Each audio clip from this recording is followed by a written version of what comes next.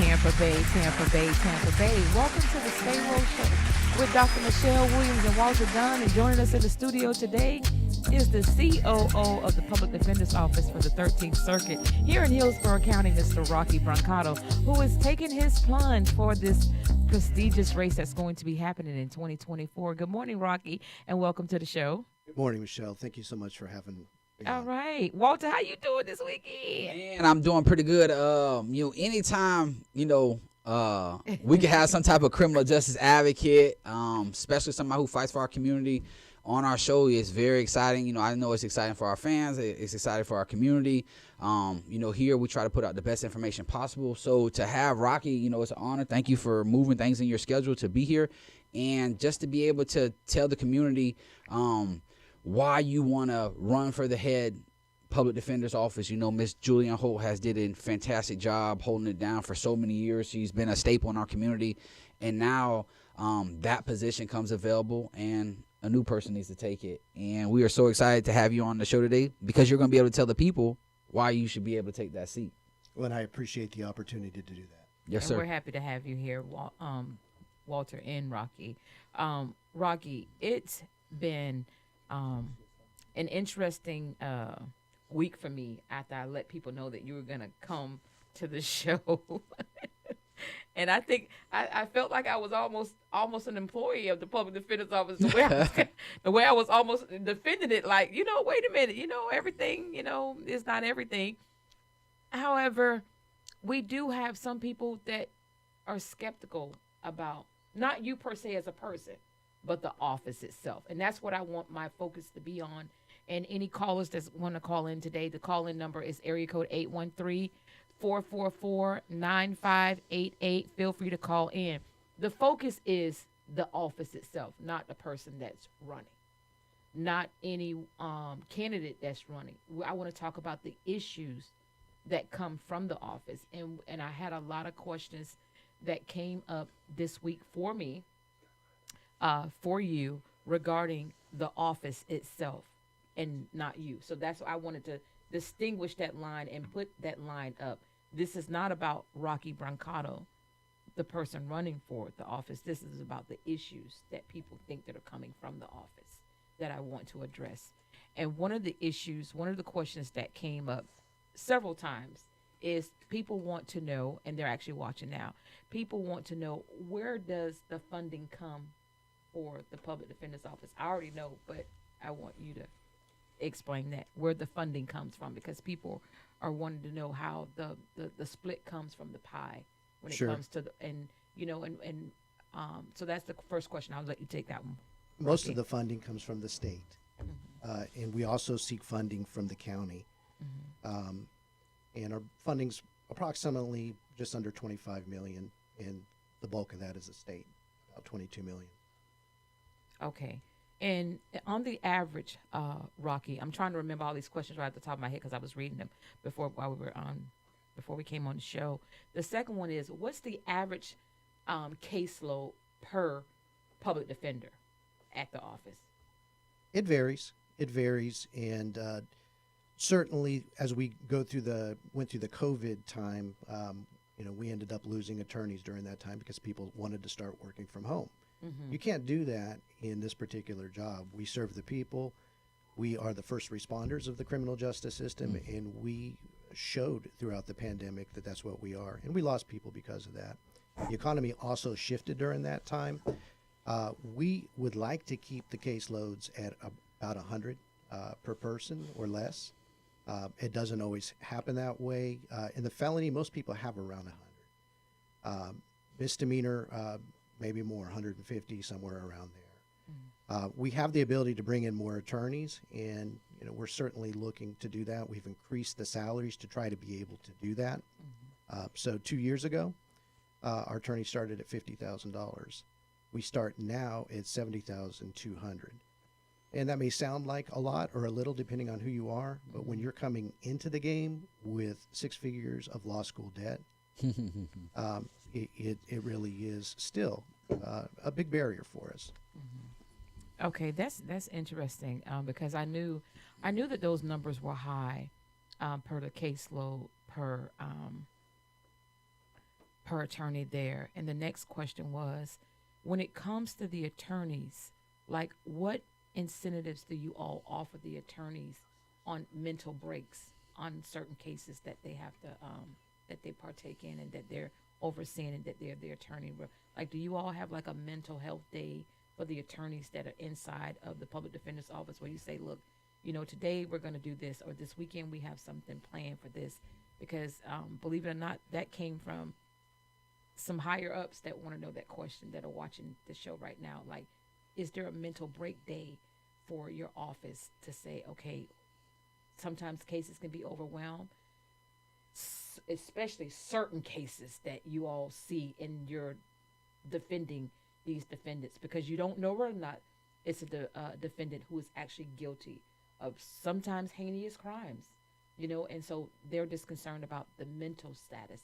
Is there a mental break day for like the attorneys or your office period? Sure. Well, we have several layers built in. First of all, we have a employee assistance program. So anyone who's struggling with mental health, or maybe even just the heavy lift that being an assistant public defender can be, they can go to our employee assistance program and receive professional help at no cost from them. It's confidential, and it won't get back to us except for what it cost us. So that's the first thing.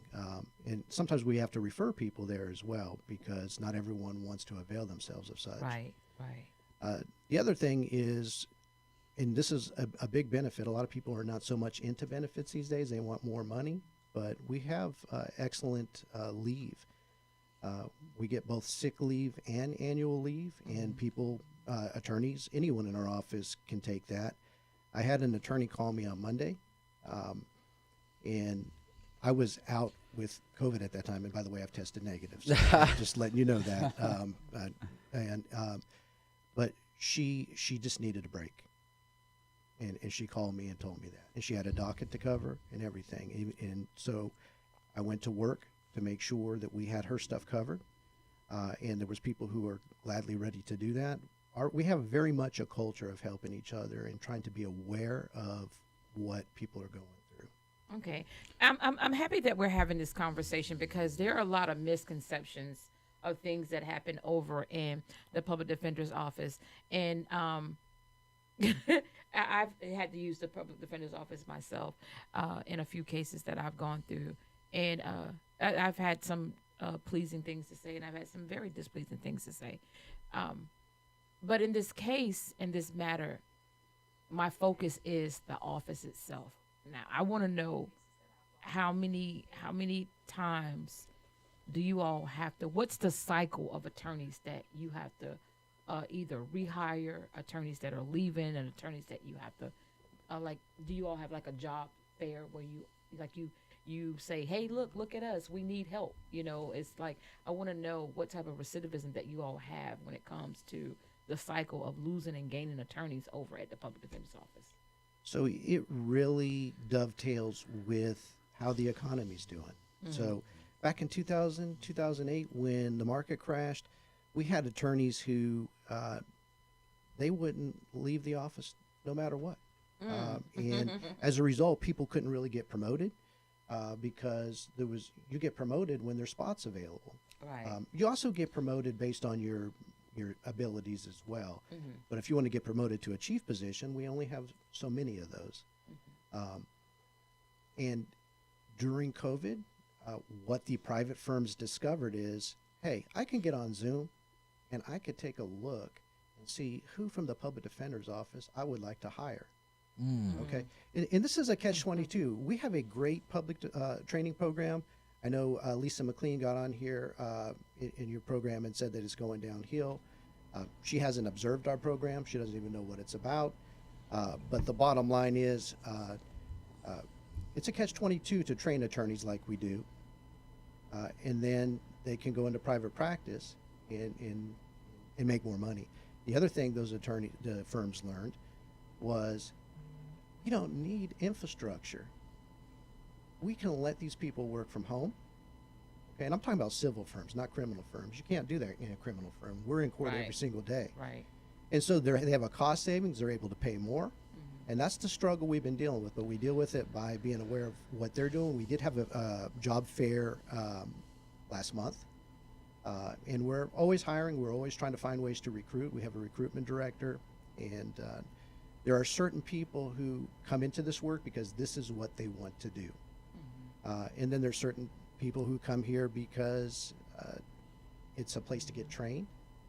Either one is fine, but there's also a certain group of people who come here that should never be doing it. Okay? And I don't have any problem saying to anyone, if they don't like the fact that maybe we've let someone go or someone's not happy, I have no problem saying that, yeah, we hold our attorneys accountable.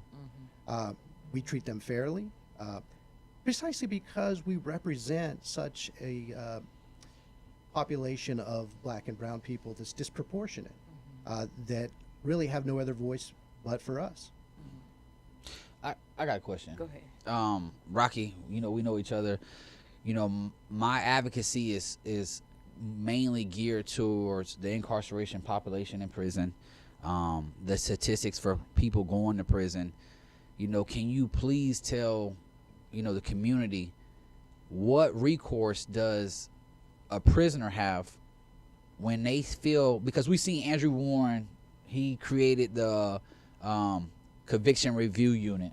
Yes. He did that under his leadership when he was in office, that he said, hey, if you have an issue with your criminal case and you feel as if it is wrong, you can let the state review your file and to see if, there had been any errors made or anything like that. A lot of people who are incarcerated feel that if they're sending their stuff to the state who wants to keep them guilty or wanted them guilty in the first place, that they weren't going to get a fair shake at a review. Does the public defender's office have a policy in place, a procedure, or a group of people that will be able to be contacted so prisoners can say, hey, something's wrong with my case, can you take it? Or does that only happen when the inmate, the prisoner, has filed and got back in the court where they request a public defender? I guess a better question is, can an inmate reach out to the public defender's office and say, hey, I'm in prison, I'm convicted, and I feel there's things wrong with my case, can you help me? Well, people do that all the time, and right now those letters come through me. They directly to you? Yeah, they actually come through me.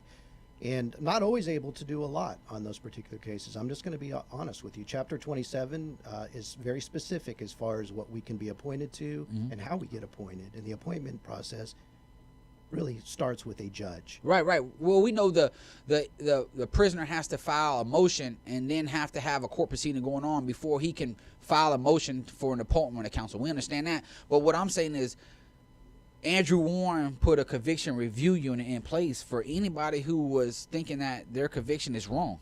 Sure. They can send their packet together and fill out a packet online. They appointed a lady to review it. I'm saying, does the public defender's office have a policy in place like that where the public defender's office too could review the prisoner's information or go over their case review to see if there's any error or merit to either reduction or sentence or to vacate the sentence? We don't have the ability to take on cases that we haven't been appointed to, but I will give you an example of what I dealt with last week. Okay. I got a letter from a prisoner, wanted me to look at the case. I did start to look at the case. It was a private attorney case. He was found guilty, went through the appeal process, and actually it wasn't a prisoner. It was the parents of the prisoner. They heard me on another radio show. And so I spoke to the parents and took a look at it and see, is there anything that I could do to give them some advice on this? And it turned out that everything had been exhausted. And what I did is said, I'm going to send your son a packet about the the conviction integrity unit from the state attorney's office. And so I wrote up a letter and sent them the petition and also just information about it, because that was really the only avenue left. And there's not a mechanism for me to be able to go in and actually file that. There has to be a judge. We do get appointed to what's called ineffective assistance of counsel cases, 3850 cases. Sure. The only ones that we can take are ones coming from the private bar. If we will get appointed on our own cases. If we're accused of that, we have to withdraw under that circumstance. I'm also overseeing that area right now. Most of the stuff that we're getting appointed to is from the private bar. Okay. When it comes to cases that you all have to conflict off, and regional counsel takes precedence over those cases, like do you all turn over all of the evidence and the information that you all have, like you all have gathered? Like, do you share this internally with them? Like, if regional counsel has, the judge says, okay, there's a conflict, Sure. you know what I'm saying, and we have to remove the PD's office, and we're Sure. asking, so that, like, can you explain that process to the Absolutely, people? absolutely. We give them everything that was provided to us by the state. Anything that we've produced at public expense. So, for instance, if we took a deposition and we ordered the transcript, we're going to give that to them. What we do not give them, unless they get a release signed from the client, waiving both the attorney-client privilege and the work product privilege, is we don't give them our work product. And I'll give you an example of why. I had a case years ago when I was working in sex crimes. And this client was very insistent that we get him polygraphed. Okay, it's not really admissible in court, but sometimes it could be compelling to a prosecutor. Right. I wasn't asking to do that, but that's what he wanted. I got him polygraphed. It turned out the polygraph said he's lying. Whether that was right or wrong, I don't know. I think the polygraph is a voodoo machine myself. Okay. I ain't mean to laugh, but it was. I'm just going to be No, real just about the this. fact that he was begging for it, and, you know what I'm saying? Well, yeah. Okay, You know. so he goes out and hires another firm. Okay, I'm not going to give that to him and say, hey, the MF said that, He's lying. yeah. No, that he obviously hired that firm because he's so fixated on whether he was guilty or not. I'm not fixated on that. I'm fixated on what is the best strategic way to represent you. Your guilt or innocence, that's a separate issue. Rocky, I got a question. And I kind of think of it like football. Miss Holt has been this powerhouse coach. She has been the head coach of our community. She has done some remarkable things. You've seen all the accolades she's received, Hall of Fame awards to public service awards. I mean, she has them. She has definitely did what we've asked her to do and to protect our community. When there is a head coaching change, what do you plan on doing differently? We know that you can just hold on to the steering wheel and continue to drive. You've been with her for so long. The policies and procedures that she's adopted has probably been built with you as a partner. So we can definitely see as a community that you would be the best fit to continue the status quo of where she has it. Is there anything that you plan on doing differently, or planning taking something to another level? Because anytime a new head coach comes in, they bring in their own system. They may change some things, or they may elevate a team to better success. Our community success rate is contingent on how many people are getting convicted every day. And that's not no tout to you or anybody else, because we understand, like you said, every attorney has 100 cases. There's probably 236 people that work in that building, 236 attorneys that somewhere around there. Around 100 right now. Around 100? Okay, should be 101. But we understand that they do the best with what they have. My question is there something that you could gift us with today that you want to take to another level, or do something different, or try? Or we see all types around the country, public defenders' offices in different areas, being innovative on how they're moving through the criminal justice system. So I wonder, is there something that you see that maybe you can gift us with today that you feel like we could benefit, or you plan on taking to the next level? Sure. First of all, you use the word status quo. I want to be very clear. Our office is always a moving target. The universe is expanding. True. We expand to the needs of the community.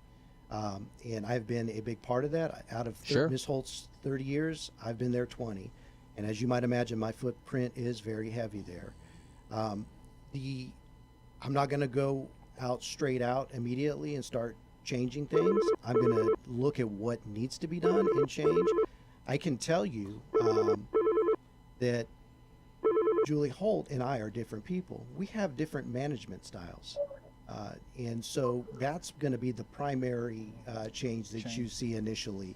I was raised as a public defender. This is what I've done. I know very keenly how it is to manage a heavy caseload, and then a heavy serious caseload and all that. She has been in private practice. It's not quite the same. And she's been a working public defender trying cases. I've had a full caseload. So empathize and relate a little bit more. Um, I, but so those would be the type of changes, and I'm just going to adapt. And we innovate. So I'll give you a couple examples of innovation if you'd like that. So we have a program called the Juvenile Holistic Program, and we work hand in hand with Safe and Sound, the reporting center there. What we're trying to do is those kids in juvenile who are in danger while they're after they got arrested of picking up more charges, we are having them go to a reporting center where they can act, and this is from like 3 to 7. They get transportation there, and they can get some of their needs met and stay out of trouble and get them further ahead along, and hopefully we don't have them picking up more charges. You go to the deeper end, we have a very innovative program called for juveniles, and it's called National Lewis University, because the United States Supreme Court held in Graham v. Florida that the juvenile brain changes, and you cannot give them mandatory life. They have to have the ability to show rehabilitation and their amenability to rehabilitation. We partnered with National Lewis University to do cognitive behavioral therapy while they are in jail. So we can show, are they getting any benefit from this cognitive behavioral therapy, which is really one of the gold standards. It doesn't cost that much. It's very, very effective in changing outcomes. And then we can go to court and show the judge. Judge, when we started, this child did not want to have anything to do with this. Now he looks forward to it. And here's the trajectory. It's going up this way. It shows that he's amenable to rehabilitation. Here are some programs that we've wrapped around him if you will give him juvenile sanctions. And so those are kind of some of the examples of innovation based on current needs now. Okay. We don't mean to stop you right now, but I think we have a caller. You know, caller, welcome to Stay Woke this morning. We have Rocky Brancato on our show. How can we help you? Okay. Okay, maybe we lost the caller. If you want to give us a call today, we have Rocky on the show, 813. Hello. Oh, okay, there she is. Okay, there we go. Good morning. Welcome to Hi, Stay Woke. Good morning. Good morning. Hi. Yes, I don't know which one is the public defender because I just got on. Unfortunately, I do know that I wanted to speak with you or discuss some things with you in regards to the public defender's office. Yes, ma'am. We're listening. Basically, there's a situation within my family. Someone's incarcerated. Public defender's office seemed as though they were helping initially, you know, keeping us informed, asking questions, doing everything we thought was for the benefit of this person. However, as months went by, the person's been incarcerated almost a year. Nothing's happened with the case. He was deemed incompetent. Public defender's office even tried to get a second defendant, so they were trying up until July. I feel as though they dropped the bomb on him. I feel as though they did not assist any further after the mental evaluation or the steps that were trying to be taken. I even feel as though they were taken off of the case when it got to a point where they were fighting too hard, in my eyes. And the reason I say that is because after July, we heard nothing else from the public defender's office. There were multiple messages left. There were multiple emails through family as well as the person that's incarcerated. There was no contact whatsoever, nothing to say, hey, we're working on it, we'll give you an update. I've been at every court day except for one. And the last time the specific public defender was there, she basically brushed me off, told me to wait. Like I didn't have anything to do throughout the day, had already been there all morning. She said, I'll get with you. 30 minutes later, I'm still waiting, had to leave, okay? Still no contact from that point. I'll call you, nothing. The second occasion, now there's someone stepping in for her. No explanation, no understanding as to what's going on, what's happening. Oh, we're just trying to place him. That's all I was getting told. We're trying to place him. Okay. I know what that means. but I need details to be able to explain to the person that's incarcerated this, since you say that he seems as though he's not competent enough to speak with you guys. Now, in reference to him not being competent enough to speak with you guys, okay, that's understood. He does have disabilities. However, how do you expect someone to be competent when the state of Florida is not properly medicating someone that they're very familiar with? Well, caller, I'm very interested in helping you. And I can't really discuss your personal case on the radio, but what I would like you to do is give me a call. Give me a call on Tuesday morning. Number is 813-277-1335. And let me know that you're the person who called in. Just a second. Okay. Sir. Yes. Hold on a second. What's the number again? 813-277-1335. Let me know you called in to Stay Woke. And I'm going to personally get you some answers. And by the way, that is the type of servant that I want to be to the community. I give out my cell phone as well, which is 813-434-3808.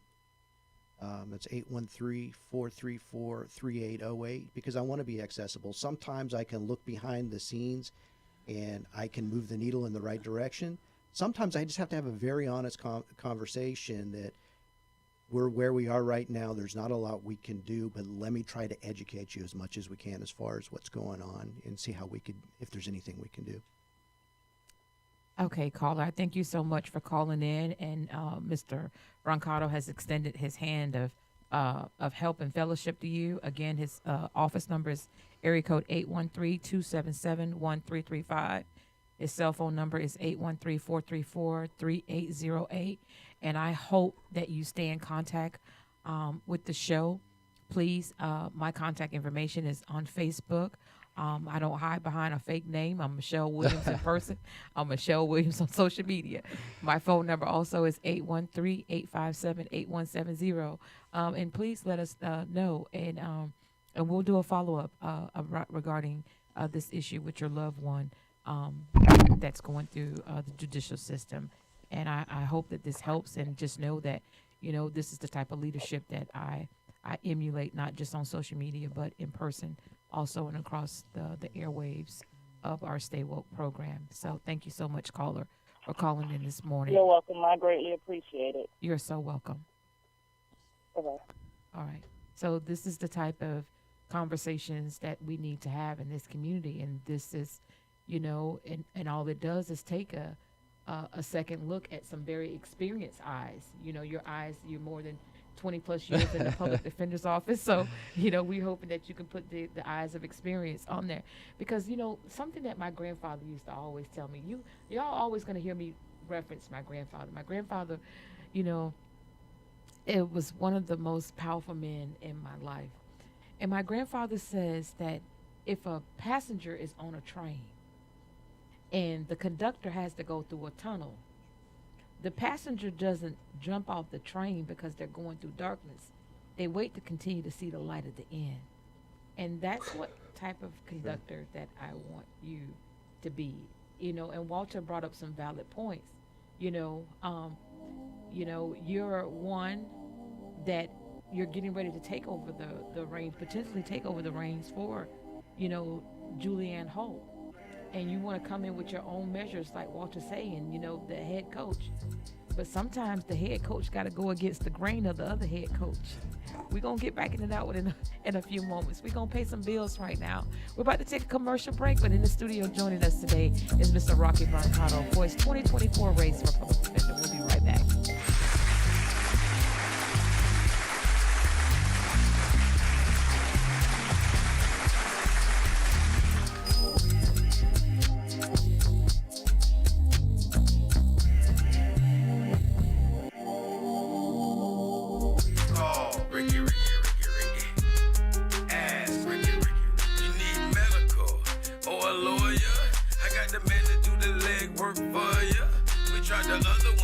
So believe we hunted down 813-248-6300. Everything gon' be okay. Call Ricky, he coming. He taking kids state of Florida. Grab a pen of sundown 184-361 Rick. That's 1-800-361-7425. Never word from the point forward, just recline. Just ask Ricky, push your boy statewide. Just in case you missed it, I'ma tell you one more time. 1-800-361-RICK. Call Ricky, ask Ricky. It's a legal medical referral service. The doctors and lawyers in our network are trained in handling auto injury claims and giving you the best medical treatment and recovery. Dial 1-844-361-RICK. That's 1-844-361-7425. Ricky. Ask Ricky. This is Attorney Clinton Parrish. Actions are beyond your control, but deciding who will represent you is your decision. If you've been injured, call me at the law office of Clinton Parrish for a free consultation. 813-413-7924. Offices Riverview. Who doesn't love being number one? When your team's dominating the standings, or your favorite band rocks the charts at number one, it feels good, right? Kind of like how it feels when you have auto insurance with State Farm. Because making you feel like number one is an honor your local State Farm agent takes seriously. Through the good times and not so good, your State Farm agent's proud to be here to help life go right. Call Herman White at 961-6661. That's 961-6661. Hey, this is Agent Wright, better known as Mr. Clean. You looking for some great barbecues? Come see them two brothers in the grill, located at 423 Virginia Street, Charleston, West Virginia. We got ribs, chicken, pulled pork, brisket, collard greens, mac and cheese, baby. Come get some and get you a nice, smooth cigar. 304-550-4431. That is 304-550-4431. Come get some, baby. The Rib Man, mama, the Rib Man. We're playing your favorite old school. Today's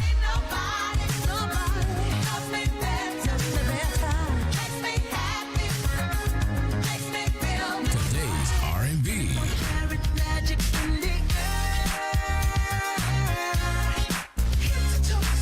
With a smooth touch of jazz. You're listening to In Touch Radio.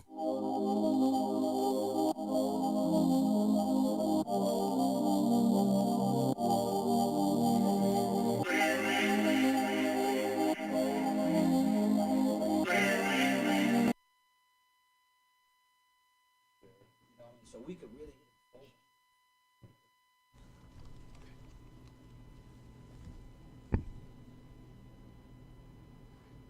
Okay, I think we live back on air. You know, we want to thank everybody for tuning back in to Stay Woke. We have my beautiful sister here, Michelle Williams, as our host. We have Rocky Brancato, a man who is running for 2024 head public defender's office, and you have myself. We're glad to be back. We definitely want to put as many questions and callers in front of Rocky as possible. If you would like to call in and ask Rocky a question about the public defender's office, his campaign, or his reason for running, the telephone number here is 813-444-9588. Rocky, we're so glad to have you back. We have you speaking at an upcoming event next month. You want to tell us about it? Sure. We'll be both speaking at the Tampa Criminal Justice Summit. It's the second one, hosted by Don Scott from FREP, who, if you know him, he only does first-class presentations and events. A lot of good speakers there. The kickoff breakfast is going to be Julie Holt herself. Diane Hart's going to be there. Susie Lopez, Bob Henriquez, Senator Jason Pizzo. It's got to be a lot of big-name players in the building. Absolutely. Jeff Brandis. Absolutely. And one other thing, that's Saturday, August 21st. The day before, on August 20th, October. I'm sorry, you're right. I'm bad with dates. Wait, if we go backwards, Lord help. That won't happen. October 20th, they're going to have two different events, 9 and 2 o'clock. It's a re-entry simulation, and the whole point is to let you feel exactly what it's like coming out and getting $100 in a bus pass and if you get that. Yeah, if you get that. If you get that. So you can sign up for those online. If you will search Tampa Bay Criminal Justice Summit, it's very prominent out there. Very well put together last year. Yeah, it definitely was. A big shout out to Don.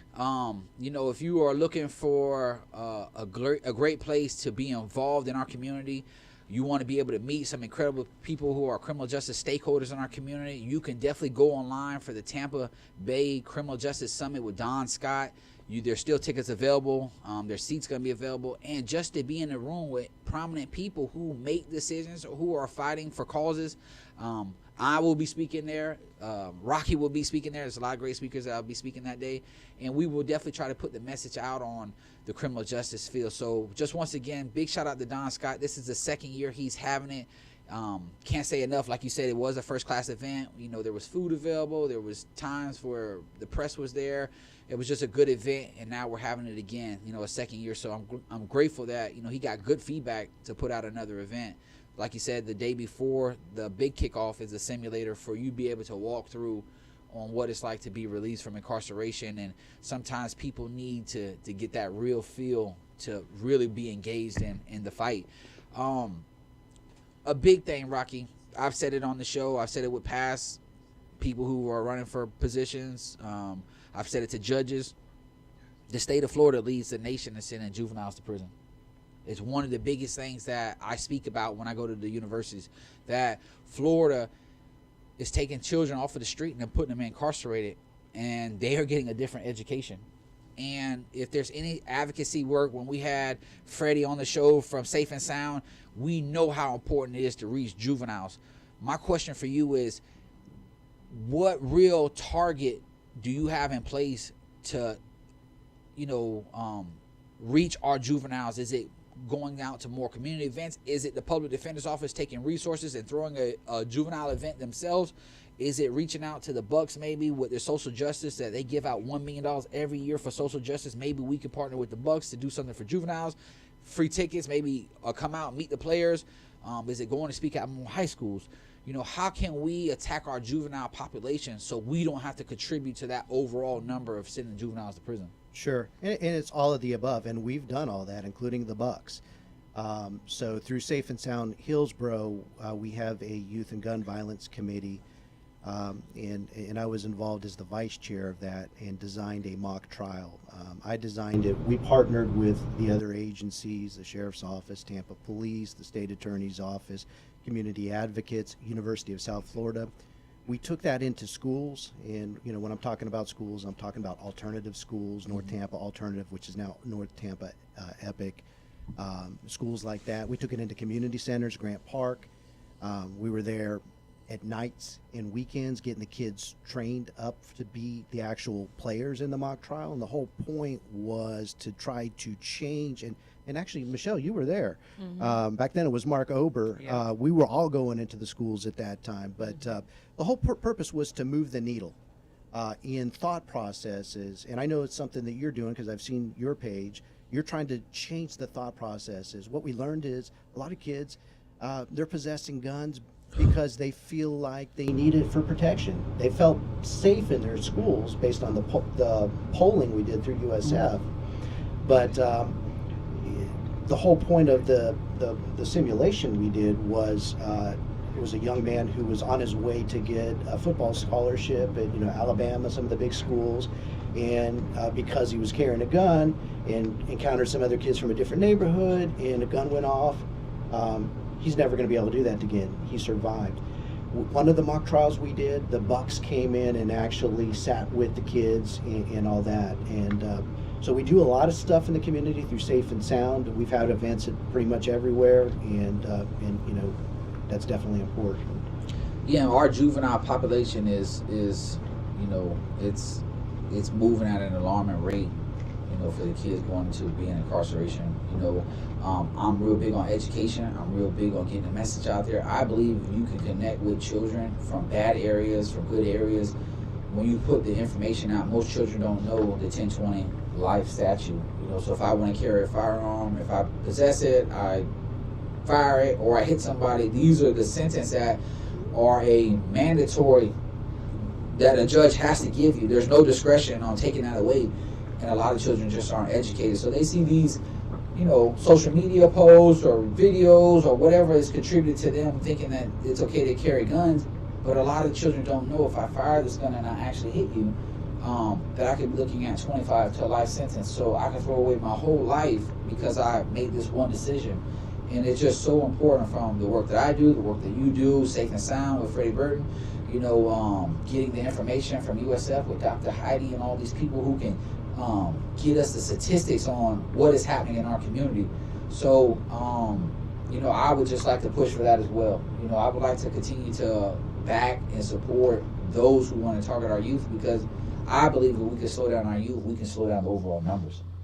I think you're right, and prevention's a big part of it. And even though we don't handle civil citation cases, a lot of people don't know what a civil citation is, but juveniles qualify for a civil citation. It's one of the best criminal justice reforms that we've ever done in the system. Everyone believes in it, Republican, Democrat, because it's effective. It has less than a 10% recidivism rate. And basically what we're doing is getting ahead early on when they get their first contact with law enforcement, and making sure they get a civil citation so they don't have that arrest, so they do not end up in a situation where they can't go into the military, that type of thing. We're always striving to constantly improve that program. I chair the Juvenile Justice Board, and we've convened a subcommittee and really had a very exciting meeting 2 weeks ago where we looked to see what Pinellas was doing. And they're doing something just a little bit different that's a lot more effective, that brings their use of civil citations higher than ours, and we're moving in that direction now. So we're learning from each other, partnering, and trying to do right by our juveniles. Well, we have another caller calling in. Good morning, caller. Welcome to the Stay Woke Show. Good morning. I have a question for your guest, Mr. Brancardo. With the state of Florida having one of the highest percentage of plea deal rates, why does the public defender's office not take more cases to trial? Why do more of their clients are led to take plea deals, and why does the public defender's office not fight for more of their clients for more cases to be lowered in charges and sentencing, and why do they not fight for the freedom for those? And the public defenders have an awful reputation in this community, especially with the black and the brown. And what does he plan to do to change that trajectory? I appreciate that question. First of all, we very much encourage our attorneys to try cases. We very much give them the resources to do so.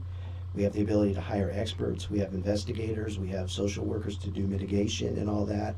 And let me just give you a little bit of the statistics. We plea about 60% of the cases guilty. This is this year. Another 15% approximately guilty of a lesser.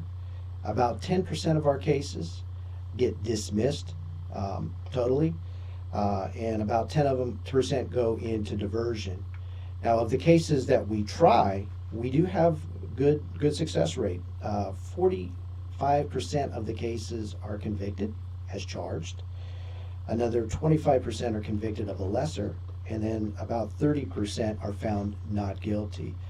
Now, when we talk about guilty of a lesser, let me just tell you what happened a couple weeks ago. We had a young man. He was what's called prison release reoffender. He had picked up a armed robbery, just got out of prison within 3 years, so he faced mandatory life. That meant that if he went to trial and he loses, the judge, even if the judge thought it was unjust or it would be a manifest injustice, the judge would have to give him life unless the state attorney came off. We tried that case. The person was found guilty of a misdemeanor petty theft, okay, and got time served. Now, that has forever changed in his life. He had the fortitude to say, no, I'm not taking your 10-year offer, state attorney. I'm going to trial. And we made sure our attorneys were prepared. And they are prepared. And they gave him a tremendous result. This week, 2 young men went to trial. One on an armed robbery, another one on an aggravated battery. He was accused of running someone over with a car. Not guilty on both. Those 3 clients, they all had the fortitude to say, hey, I am not going to take your offer. I'm not guilty. I'm going to trial. We need more of that. We do not want people to plead guilty. Unfortunately, the system itself, and it has a way. We didn't create this system. We work within it. We want to inspire people to not take offers that they shouldn't take. When who here, if you were charged with a crime and you were facing mandatory life, would say, I'm going to go to trial instead of taking 10 years. But we hope more people will, and that more people will trust us, because we do have good results when we get there. Whether it was the lesser offense of a petty theft, or whether it was the complete not guilties, so maybe we need to inspire people more to do that. Our attorneys certainly want to take our clients to trial. Rocky, I'm gonna play devil's advocate. Okay. Go ahead.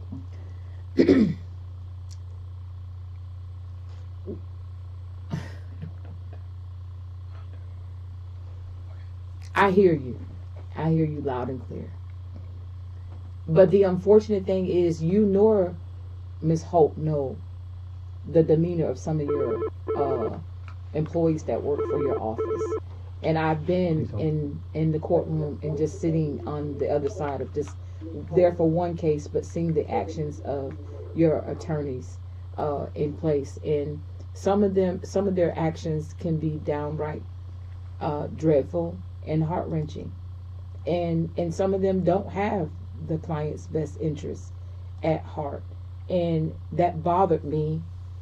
And so do you all, I don't want to say, do you all have people who are associated with your office that bounces from courtrooms sometimes who none of your employees know, none of these lawyers know? Like a quality control person, somebody just to double check and look over. You can't see everything. Julie can't see everything. And this has been hurtful behavior to some clients, because sometimes the clients, their backs are backed against the wall from the people that work for the public defender's office, and I've seen this with my own eyes. But I'm gonna pin my thought, because this call, we have two calls. Yeah, we have a call. Okay. Good morning, caller. Welcome to Stay Woke. Good morning. Is this thing on? Hello? Yes. Greetings, everyone. How are you? This is Don Scott Jr. calling. I'm one of the co-hosts, co-founders of the Tampa Bay Criminal Justice Summit, coming up October 21st. I just wanted to give a shout out to Rocky, who will be one of our banders, and a shout out to Walter Dunn, who will also be one of our banders. Michelle, if you give me your email address, I'll shoot you an invitation so you can come and be a part of our re-entry simulator, which will give people the chance to see what it's like to experience coming home from prison for the first time. I don't want your invitation. I should have been invited to the whole show. Oh, here we go. Yeah. I should have been invited to the whole show. I shouldn't have had to been sideswiped by somebody who's been following me on Facebook and did this. But I know you, Don. I'm supporting you. I was already going to be there anyways, and I'm happy that you're doing this again. And I'm happy I looked on Walter's page and I seen the lineup. This is going to be a very, very exciting event for the community, because these are things that we need. We need the right people. Yes. And when I seen Jeff Brandis, let me tell you something. Jeff Brandis and I go back about 10 years. That man is like, he adopted a child of almost literally every nationality. And I just love Jeff. He has a good soul. Yeah. When Jeff, when I used to get phone calls from him, I'm volunteering and doing activism all the way down in Manatee, Bradenton County. And Senator Jeff Brandis, he stepped right in, and he, just like Rocky said, moved the needle. He moved the needle so far right that people actually seen what justice looked like. Oof. You know what I'm saying? And for him to fight for the bail reform and everything. So when I seen that, I was just like, I'm quiet about some of my associations with people. I don't brag about who I'm associated with, because sometimes you ain't got to do all of that, just behind the work of the needle. But Don, I'm so proud of you. You've continued. I've known Don for a couple of years now, and he's always been one who wanted to host these type of events for the community. He did candidate events down off Nebraska, the beautiful restaurant down there. So he's always made sure that the public had an opportunity on a more private sector to meet and mingle with the candidates. So it's good. And you know what I think, too, is most important that Don doesn't get enough credit for, is that he understands he wants Tampa Bay to be better. Mm-hmm. We're not doing this. I mean, we bringing people. He's cut from a different cloth. We bringing people from. I mean, and he touts the Philly thing. So we got to talk to him about the Philly and the Eagles and all that offline. But when you throw a Tampa Bay summit, it's because you want Tampa Bay to be its best, and that's what I respect the most. You want to have it right here in our backyard. You're saying we need to put as much criminal stakeholders in one room, get positive ideas, and let's make them happen. And that's what I appreciate the most. I put on my page last year I was a volunteer. This year I'm a speaker. So big shout out to Don. Thank you so much for having me and Rocky. We will try to do our best and live up to the hype. Yeah, no one does it better. That's such a heavy lift to put something of that magnitude together. So first class operation, first class guy. That's right. Thank you, Don. Thank you. All right. Sorry, Don. Thank you for watching. We clicked you off kind of early there, Don. But we want to thank you. But yes, Don, I am going to be in the building. I already got a nice little cute dress and everything. But let me tell you something. I hear about y'all event, but ain't no event like the one I'm hosting on October the 7th. We're having a free legal lab where attorneys in the Tampa Bay area are waiving their consultation fees to come out and consult with people who have pending cases and who have just been recently arrested. And it's so funny that I actually have somebody that's driving from Valdosta, Georgia, because he got a speeding ticket in Florida. And so he's coming. Yeah, if he's coming to the lab. For our community, for our followers, October 7th, mark your calendar. Yes. Dominion Life Church, Pastor Terrence, thank you for watching every Saturday. Yes. He has donated his facility so that our community can have legal consultation. He understands the plight of families not being able to make it to a lawyer or to court or to get good information because they have to work.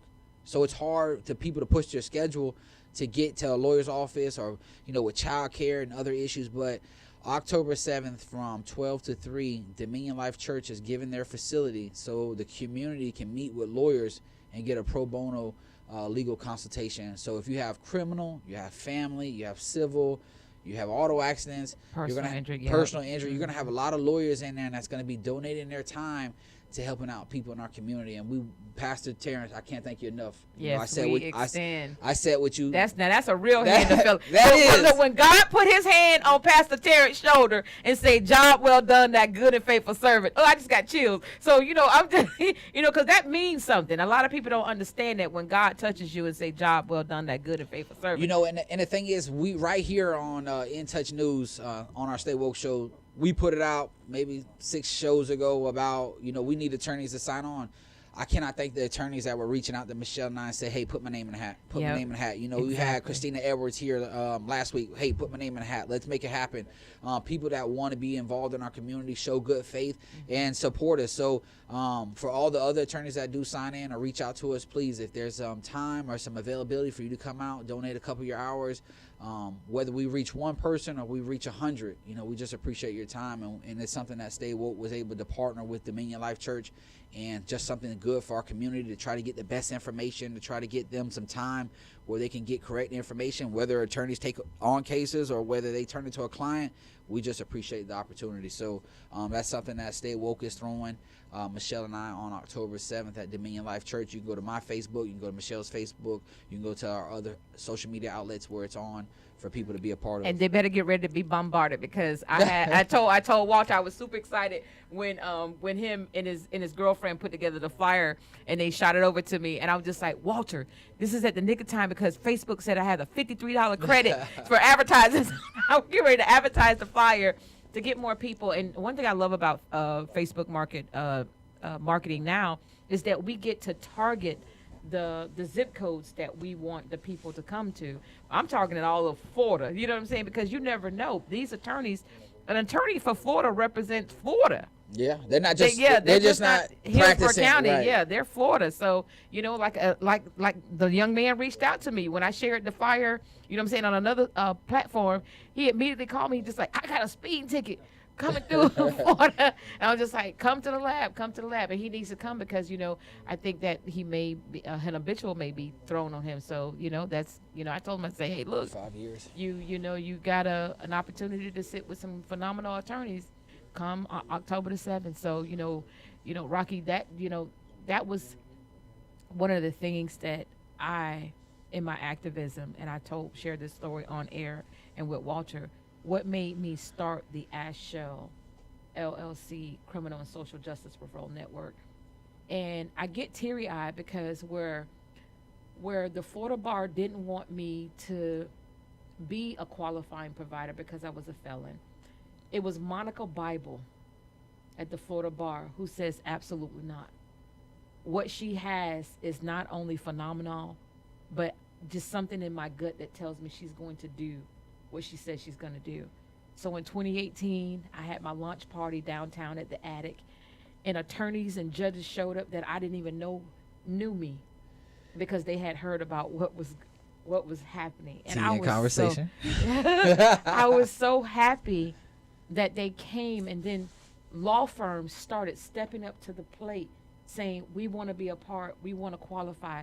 So I got my one-page form for the Florida bar, filled out all the information. You have to submit it to the Florida bar because the Florida bar doesn't want them to be a part of your network if they had any type of sanctions or they've been, in trouble before the Florida bar. Yet they have to be in good standings with the Florida bar. And so, Rocky, every single day, I'm on the phone, on Google, calling attorneys, calling firms, reaching out to them, saying, this is what this program is about, and this is how I need your help, and this is what I'd like for you to be a part of.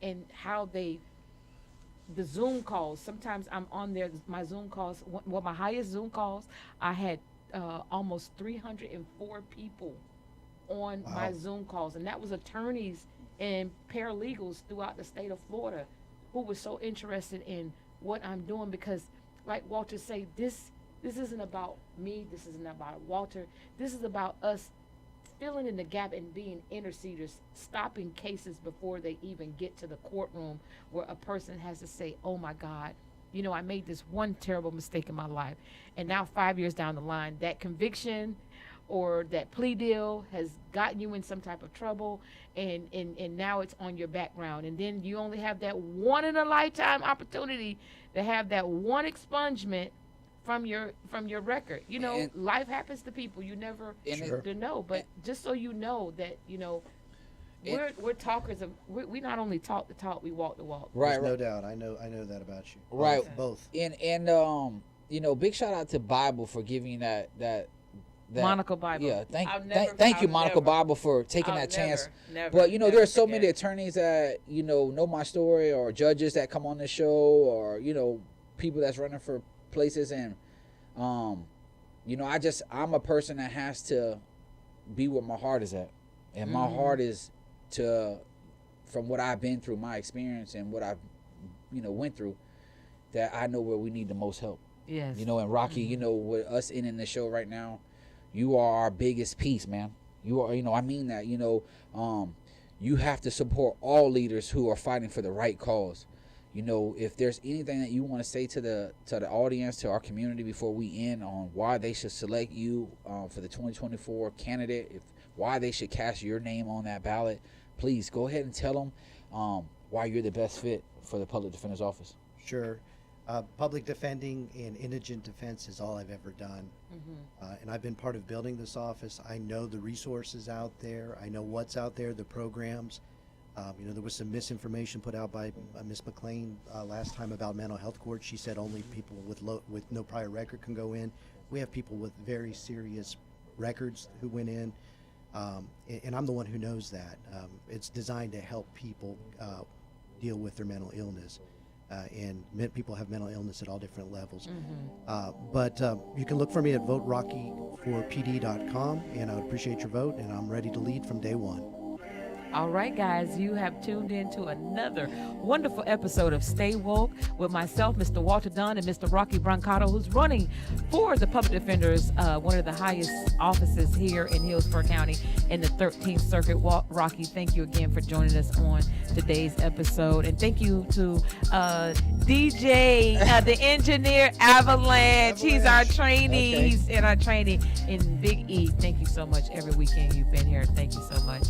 Guys, tune in next week. We're going to have Miss Mary Lou, who's running for judge here in Hillsborough County. Thank you all so much for joining us.